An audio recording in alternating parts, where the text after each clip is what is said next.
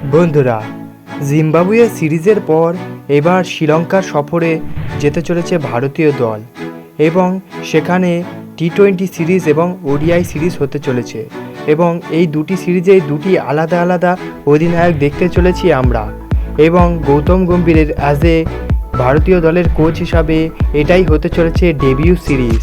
তাই সিরিজটি বেশ গুরুত্বপূর্ণ হতে চলেছে গৌতম গম্ভীরের জন্য এবং সকল ভারতীয় ফ্যানদের জন্য। বন্ধুরা, ইতিমধ্যে টি-20 এবং ওডিআইয়ের জন্য স্কোয়াডও ঘোষণা হয়ে গিয়েছে এবং সকলের মুখে হাসি চলে এসেছে, কারণ রোহিত শর্মা এবং বিরাট কোহলি 2023-এর বিশ্বকাপ ফাইনালে হারের পর আবার ওডিআই দুজনকে খেলতে দেখতে পাবো শ্রীলঙ্কার বিরুদ্ধে এই সিরিজ থেকে।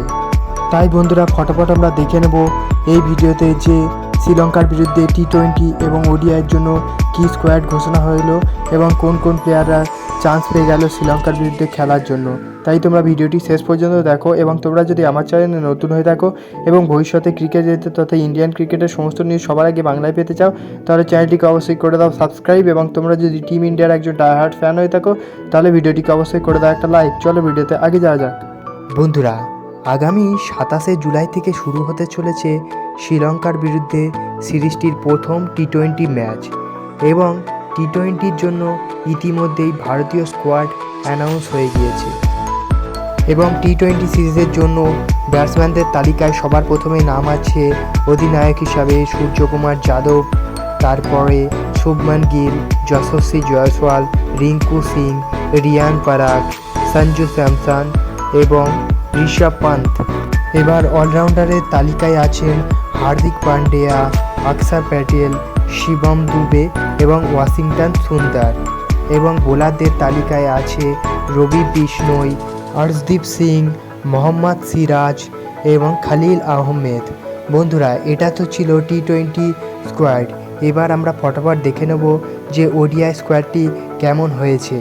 সবার প্রথমে ব্যাটসম্যানদের তালিকায় নাম রয়েছে রোহিত শর্মা, বিরাট কোহলি, কেএল রাহুল, শুভমান গিল, ঋষভ পান্ত, রিয়ান পরাগ এবং আমাদের কলকাতা নাইট রাইডার্সের অধিনায়ক শ্রেয়াস আইয়ার। এবং শ্রেয়াস আইয়ার এই সিরিজ থেকে আবার ইন্টারন্যাশনাল ক্রিকেটে প্রত্যাবর্তন করতে চলেছে। বন্ধুরা, এবার অলরাউন্ডারের তালিকায় বলতে গেলে এই সিরিজে ওডিআই ক্রিকেটের জন্য হার্দিক পান্ডিয়া রেস্ট নিচ্ছেন এবং তাছাড়া শিবম দুবে রয়েছে এই সিরিজটির জন্য এবং স্পিনিং অলরাউন্ডার বলতে গেলে অক্ষর প্যাটেল এবং ওয়াশিংটন সুন্দর নিযুক্ত হয়েছে এই সিরিজে।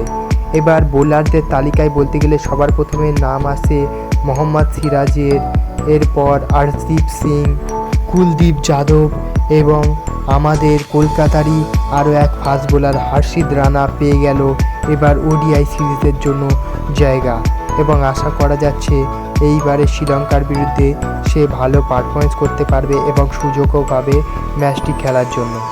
বন্ধুরা, তোমাদের কি মনে হয় এই সিরিজটি ইন্ডিয়া একেবারে একতরফাভাবে জিততে চলেছে?